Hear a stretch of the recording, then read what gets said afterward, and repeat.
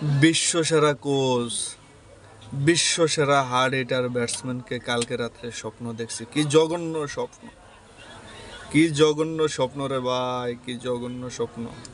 স্বপ্নে দেখছি কোচ সালাউদ্দিনের প্রিয় ছাত্র জাকের আলী একটি ছক্কা মারছে। ছক্কাটা প্রায় 100 মিটার উপরে উঠছে, 100 মিটার উপরে উইঠা উইঠা উইঠা উইঠা বাংলাদেশের প্লেয়ার কোচরা যেই জায়গায় বসে তার প্রিয় স্যারের মিডল স্টাম্প বরাবর, কোচ সালাউদ্দিনের মিডল স্টাম্প বরাবর বলটা 100 মিটার উপর থেকে পড়ছে।